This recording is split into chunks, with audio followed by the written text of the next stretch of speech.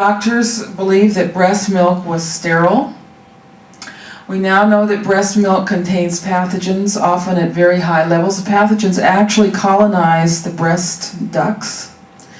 And this is a very remarkable system because the pathogens being there cause the creation of antibodies to those very pathogens. You want the pathogens to be there in the mother's milk ducts, because then the milk knows how to program that child to be resistant to those particular pathogens in its environment.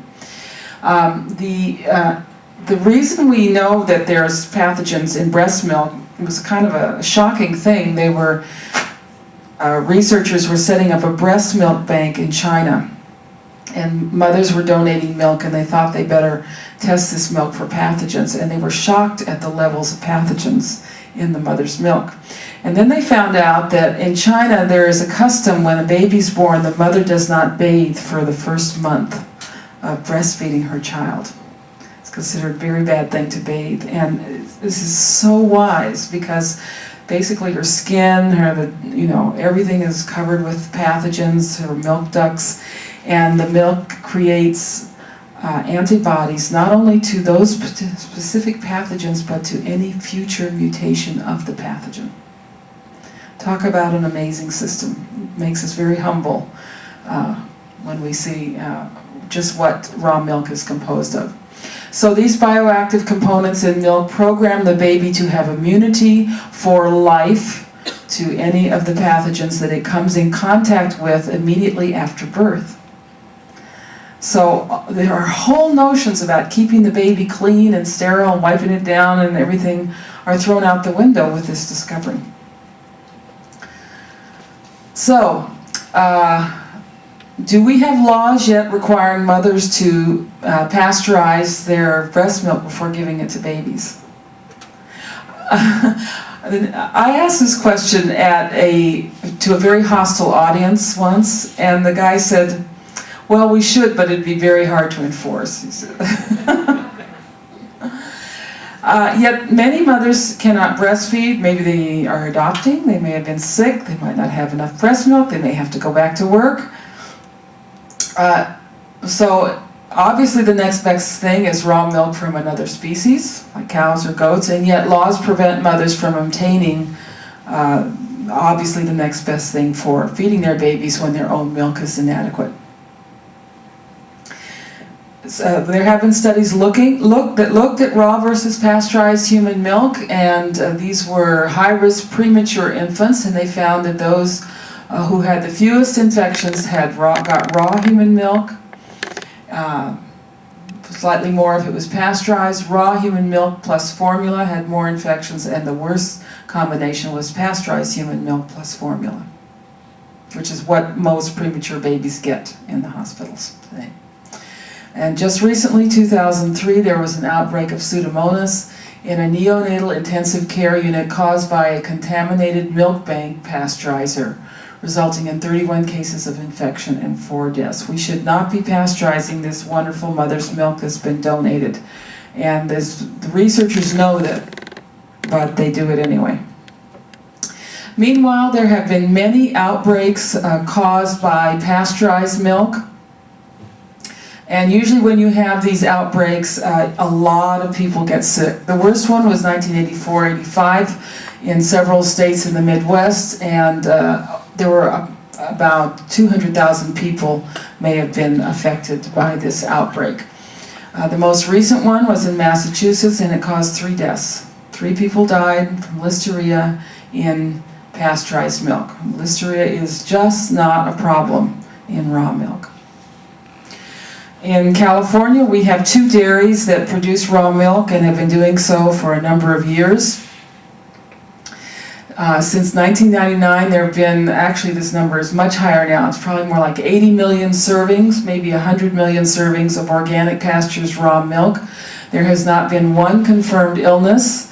In over 1,300 tests, not one proven illness, and no pathogens found in the milk or the milking area or in any of the dairy cows being milked on the farm.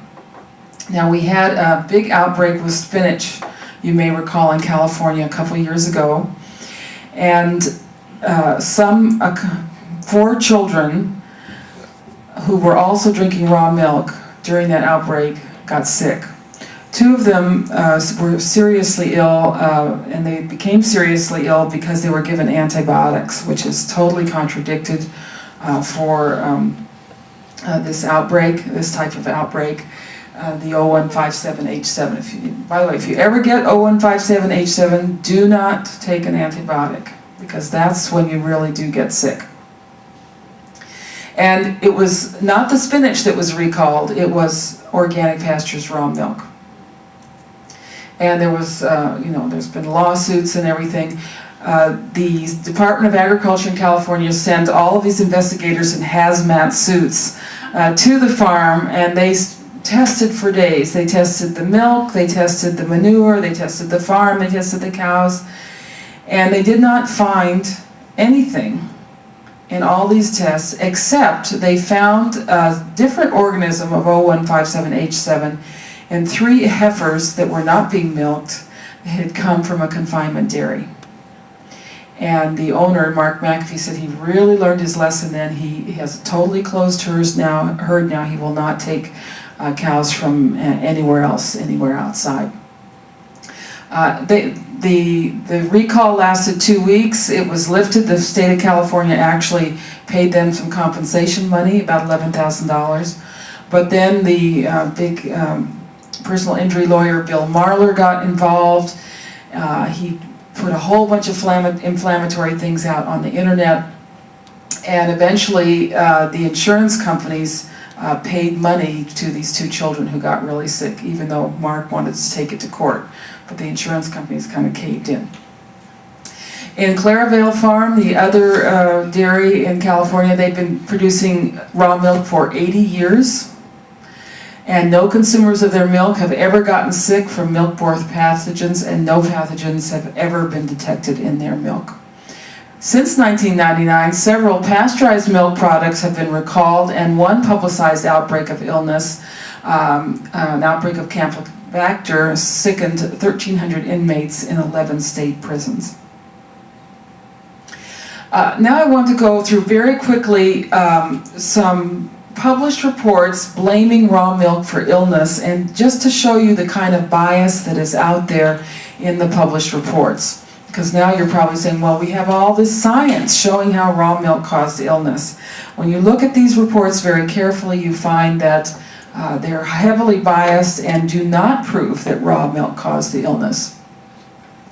Now, you could buy raw milk. There was a raw milk dairy in Georgia up until 1983, and the Department of Agriculture and the Department of Health in Georgia had been trying to get rid of this dairy for years.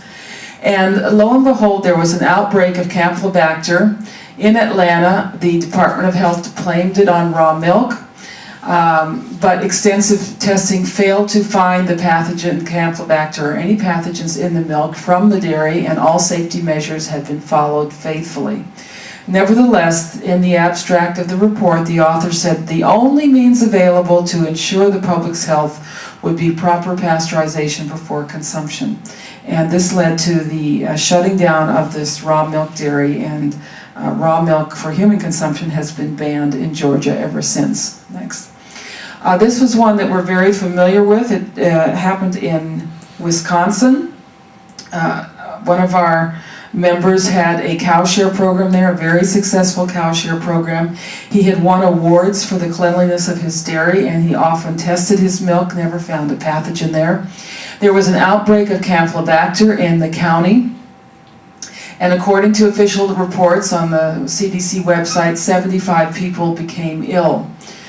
But the farmer started calling around to the hospitals, and he found evidence that about 800 people had become ill during this period. Of the 24, only 24 of the 385 cow share owners became ill, and most had consumed hamburger at a local restaurant. There was no illness in the remaining 361 cow share owners. Now, what happened when people got sick and they went to the hospital? The first question they were asked is, did you drink raw milk?